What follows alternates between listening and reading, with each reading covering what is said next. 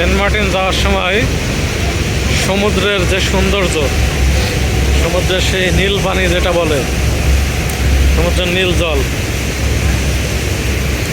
এর থেকে অপরূপ সৌন্দর্য, অপরূপ সমুদ্র ভ্রমণ। যাদের প্রকৃতি ভালো লাগে, সমুদ্র ভালো লাগে, তারাই আসতে পারেন এই সেন্ট মার্টিনে।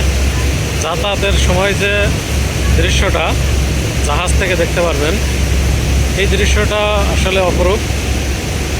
এই যে আমরা এখন সমুদ্রের পিছন সাইডে আছি, জাহাজের পিছন দিক থেকে যাচ্ছি।